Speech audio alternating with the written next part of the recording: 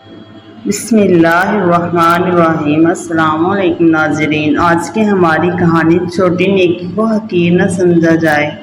اسی طرح سبق آموز کہانیاں سننے کے لیے ہمارے چینل کو سبسکرائب کیجیے، اور اگر کہانی اچھی لگے تو کمنٹ میں ضرور بتائیے۔ ابو نصر الیاد نامی ایک شخص اپنی بیوی اور بچوں کے ساتھ غربت اور افلاس کی زندگی بسر کر رہا تھا۔ ایک دن وہ اپنی بیوی اور 2 بچوں کو بھوک سے نڈال اور بلکتا روتا گھر میں چھوڑ کر خود غموں سے جو کہیں جا رہا تھا کہ گھر چلتے ہی اس کا سامنا ایک عالم دین سے ہوا جس کا نام احمد مسکین تھا۔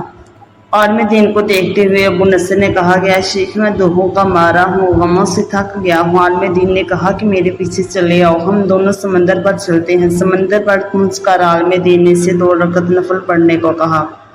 نماز پڑھ چکا تو اس نے ایک جال دیتے ہوئے کہا کہ اسے بسم اللہ کر کے سمندر میں پھینک دو۔ پھینکے گئے جال میں پہلی بار ایک بڑی مچھلی پھنس گئی۔ جال کو باہر نکالا گیا۔ عالم دین نے کہا کہ جاؤ، اس مچھلی کو بازار میں فروخت کرو، اس سے حاصل ہونے والی رقم سے اپنے اہل خانہ کے لیے کچھ کھانے پینے کا سامان خرید کر گھر۔ ابو نصر سے شہر میں جا کر مچھلی فروخت کی اور حاصل ہونے والے پیسوں سے ایک قیمے والا اور ایک میٹھا پراٹھا خریدا اور سیدھا عالم دین کی خدمت میں پہنچ گیا اور کہنے لگا، ان پراٹھوں میں سے کچھ لینا قبول کرو۔ عالم دین نے کہا کہ تم نے اپنے کھانے کے لیے جال پھینکا تھا، قدرت نے تمہیں مچھلی دے دی اور میں نے تمہاری نیکی اپنی بھلائی کے لیے کی تھی، اس لیے یہ پراٹھے تم اپنے گھر لے جاؤ اور اپنے اہل خانہ کو کھلاؤ۔ ابو نصر اپنے پراٹھے لیے خوشی خوشی اپنے گھر کی طرف جا رہا تھا کہ اس نے راستے میں بھوکوں سے ماری ایک عورت روتے دیکھا جس کے پاس ایک بچہ بھی تھا۔ ابو نصر نے اپنے ہاتھوں میں پکڑے ہوئے دونوں پراٹھے دیکھے اور اپنے آپ سے کہا کہ اس عورت اور اس کے بچے اور اس کے اپنے بچے اور بیوی میں کیا فرق ہے؟ معاملہ تو ایک جیسا ہی ہے، وہ بھی بھوکے ہیں اور یہ بھی بھوکے ہیں، یہ دونوں پراٹھے کس کو دوں؟ عورت کی آنکھوں سے بہتے ہوئے آنسو کی طرف دیکھا تو اس نے اپنا سر جھکا دیا اور پراٹھے بھوکی عورت کی طرف بڑھا دیے اور بولا، خود بھی کھاؤ اور اپنے بیٹے کو بھی کھلاؤ۔ عورت کے چہرے پر خوشی اور اس کے بھوکے بیٹے کے چہرے پر مسکراہٹ تھی، لیکن ابو نصر غمگین دل کے ساتھ اپنے گھر کی طرف چل دیا کہ اپنے بھوکے بچوں اور بیوی کا سامنا کیسے کرے گا۔ گھر جاتے ہوئے اس نے ایک منادی والا دیکھا جو کہہ رہا تھا کہ کوئی ہے جو مجھ سے ابو نصر سے ملا دے۔ لوگوں نے منادی والے سے کہا، یہ دیکھو، یہی ابو نصر ہے۔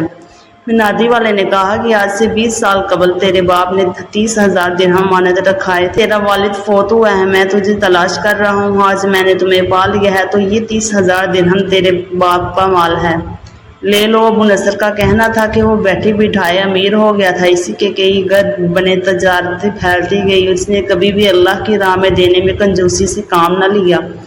ایک ہی بار 1,000 درہم فرخ دلی سے صدقہ اور خیرات کرنے والا بن گیا۔ ایک بار اس نے خواب میں دیکھا کہ حساب کتاب کا دن آج پہنچا ہے، میدان میں ترازو نصب ہے۔ منادی کرنے والے نے آواز دی کہ ابو نصر کو لایا جائے اور اس کے گناہ و ثواب کو تولا جائے۔ ابو نصر کہتا ہے کہ ایک پلڑے میں میری نیکیاں اور دوسرے پلڑے میں میرے گناہوں کو رکھا گیا تو گناہوں والا پلڑا بھاری تھا۔ میں نے پوچھا کہ میرے صدقات خیرات کہاں ہیں جو میں نے اللہ کی راہ میں دیے تھے، تو سننے والوں نے میرے صدقات نیکیوں کے پلڑے میں رکھ دیے۔ ہر 1000 درہم کے صدقے کے نیچے خواہشات ریاکاری کا ملمال چڑھا ہوا، ان صدقات کو روٹی سے بھی زیادہ ہلکا پایا۔ میرے گناہوں کا پلڑا اب بھی بھاری تھا، میں رو پڑا اور کہنے لگا، رب میری نجات کیسی ہوگی؟ منادی والے نے میری بات کو سنا تو اس نے کہا کہ اس کا کوئی اور اعمال ہے بھی لے آؤ۔ میں نے کہا کہ ایک فرشتہ کہہ رہا تھا کہ ہاں، اس کے دیے ہوئے 2 پراٹھے ہیں جو ابھی تک میزان میں نہیں آئے۔ دونوں پراٹھے ترازو کے نیکی والے پلڑے میں ڈال دیے گئے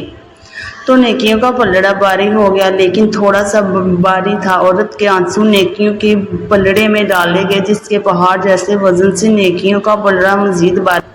منادی والے نے پوچھا، کوئی اور اعمال بھی ہے اس کا باقی؟ تو فرشتے نے کہا، کہاں، ابھی اس بھوکے بچے کی مسکراہٹ ہے، اسے ابھی پلڑے میں ڈالا گیا تو نیکی والا پلڑا بھاری سے بھاری ہوتا چلا گیا۔ منادی والے بولے اٹھ کہ یہ شخص نجات پا گیا ہے۔ ابو نصر کہتا ہے کہ میں جب نیند سے بیدار ہوا تو میں نے اپنے آپ سے کہا، گیا ابو نصر، تجھے تیرے بڑے بڑے علاقوں نے نہیں بلکہ آج تو تیرے 2 پراٹھوں میں نے بچا لیا ہے۔ پیارے بچوں، اس کہانی سے ہمیں یہ سبق ملتا ہے کہ کسی بڑی نیکی پر مغرور نہیں ہونا چاہیے اور کسی بھی چھوٹی نیکی کو حقیر نہیں سمجھنا چاہیے۔ ایک اور بات کا دھیان رکھیں کہ نمائش کا جذبہ فطرت انسان کا لازم بن کر رہ گیا ہے۔ اب ہمیں نیکی اور خوبیوں بھی لاشعوری طور پر ایسے موقعوں کی تلاش میں رہتی ہے جب ہم بڑی خوبصورتی، فخر و استنباط اور کے ساتھ دوسروں پر اس کا اظہار کر سکیں۔ یاد رکھیں کہ ظاہری نام نمود اور دنیاوی شہرت کی حرص انسان کی نیکی کو درجات سے محروم کر دیتی ہے۔ کہانی اچھی لگے تو سبسکرائب ضرور کیجیے اور کمنٹ میں ضرور بتائیے۔